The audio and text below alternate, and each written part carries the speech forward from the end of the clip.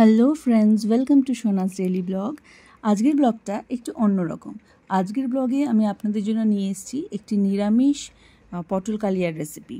যেহেতু এখন শ্রাবণ মাস, তাই আমাদের এখন বাড়িতে নিরামিষই হচ্ছে পুরো মাসটাই। তো সেই জন্য একটি রেসিপি আপনাদের জন্য নিয়ে আসলাম।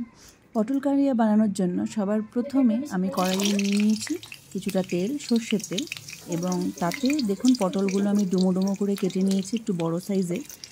আর তার মধ্যে তেলটা একটু গরম হলে পটলটা দিয়ে আমি পটলটা হালকা ভেজে নেব। হালকা নয়, খুব ভালো মতোই পটলটা ভাজতে হবে। যতক্ষণ এটার মধ্যে একটু রং ধরে ততক্ষণ ভালো মতো ভেজে নিতে হবে। পটলগুলো দিয়ে দেওয়ার পর আমি একটু নেড়ে চেড়ে তার মধ্যে দেব সামান্য হলুদ গুঁড়ো আর দিয়ে দেব সামান্য লবণ। পটলটা যাতে ভালো মতো সেদ্ধ হয় তার জন্য আমি একটুখানি লবণ দিয়ে দেবো।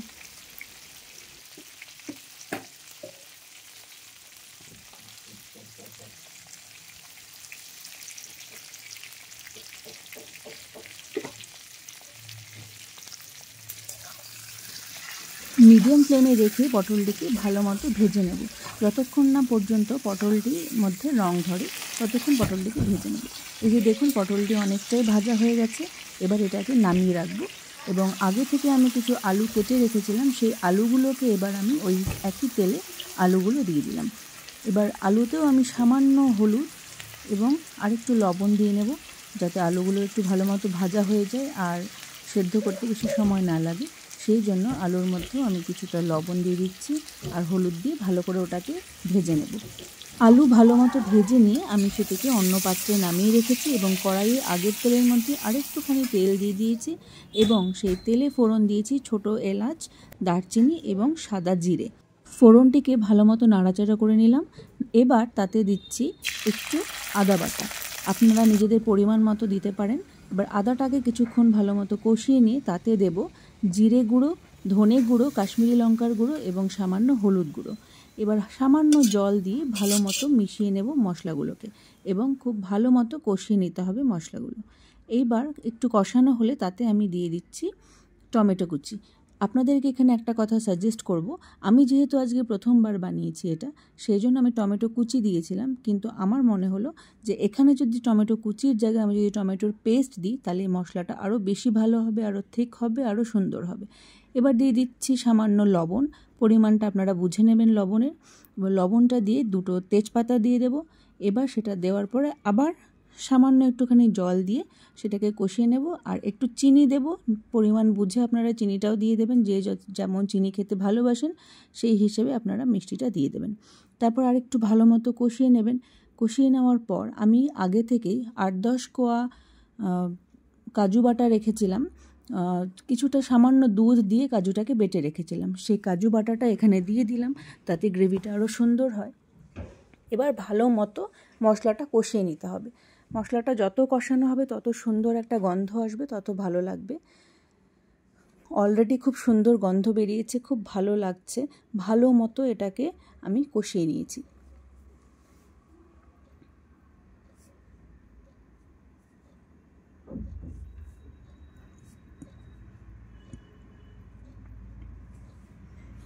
দেখুন কত সুন্দর একটা গ্রেভি তৈরি হয়েছে।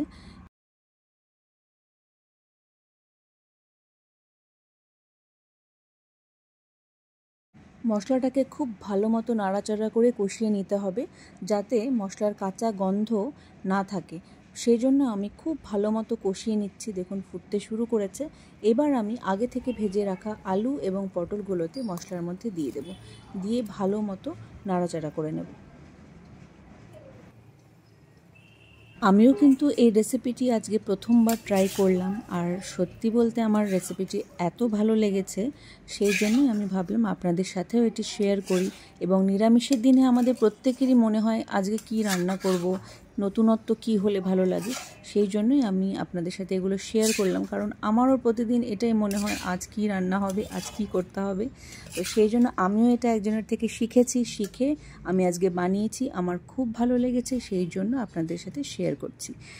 দেখুন অলরেডি এখনই দেখতে এত সুন্দর লাগছে, এত ইয়ামি লাগছে, দেখতেই মনে হচ্ছে যে খুব ভালো হয়েছে খেতে। তো এটাকে ভালো মতো এবার আমি নাড়াচাড়া করে নিয়েছি, ভালো মতো মিক্স করে নিয়েছি। এবার এখানে আমাকে দিতে হবে সামান্য গরম জল। মনে রাখবেন জল কিন্তু সবসময় গরম জলই ব্যবহার করবেন। আগে থেকে গরম জল করে রেখে দিয়েছিলাম, এবার পরিমাণ বুঝে আপনাকে গরম জলটা দিতে হবে, কারণ পটল আর আলু অলরেডি আগে থেকে অনেকটাই সেদ্ধ হয়ে গেছে, তবে আরেকটু সেদ্ধ করতে হবে, সেই বুঝে সেই পরিমাণ মতো আপনারা গরম জল দিয়ে দেবেন। খুব বেশিক্ষণ আর সময় লাগবে না, কারণ অলরেডি আলু আর পটল অনেকটাই সেদ্ধ করা আগের থেকে। আর কিছুক্ষণের মধ্যেই এটা কিন্তু রেডি হয়ে যাবে।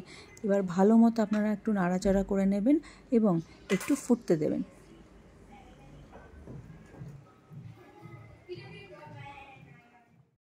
পাঁচ সাত মিনিট ফোটানোর পর আলু এবং পটল কিন্তু প্রায় সিদ্ধ হয়ে এসছে। এবার আমি এখানে দিয়ে দিচ্ছি গরম মশলার গুঁড়ো। গরম মশলাটা নিজের পরিমাণ মতো আপনারা দিয়ে দেবেন। গরম মশলা দেওয়ার পর আমি এতে দেব সামান্য ঘি।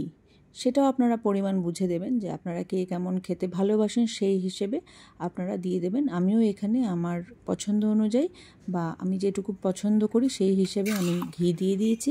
এবার ভালো মতো নাড়াচাড়া করে নিতে হবে। দেখুন এখনই কত সুন্দর হয়ে গেছে। এখন রান্নাটি প্রায় শেষ, এবার জাস্ট টেস্ট করার পালা। রান্নাটা প্রায় হয়েই গেছে। এবার আমি এখানে দিয়ে দেব চেরা কাঁচা লঙ্কা। আপনারা কে কতটা খেতে ভালোবাসেন বা কে কতটা ঝাল পছন্দ করেন সেই হিসেবে কাঁচা লঙ্কাটা দিয়ে দেবেন। আর এই দেখুন ফাইনালি আমার রান্না রেডি হয়ে গেছে। আমি হালকা গ্রেভি করেছি, আমার এরকমই পছন্দ, খুব বেশি একটা ঝোল রাখিনি। তো আমার তো রান্নাটা খুব ভালো লেগেছে, আপনাদেরও বলবো আপনারাও রান্নাটা একবার ট্রাই করুন, দেখুন কেমন লাগে, দেখে আমাদেরকে অবশ্যই জানাবেন, কমেন্ট করবেন। আর আমার ব্লগটি যদি আপনাদের ভালো লেগে থাকে তাহলে আমাকে কমেন্টের মাধ্যমে অবশ্যই জানাবেন। সবাই খুব ভালো থাকবেন। আবারও আসবো আরেকদিন অন্য কোনো ব্লগ নিয়ে। Thank you so much, bye by.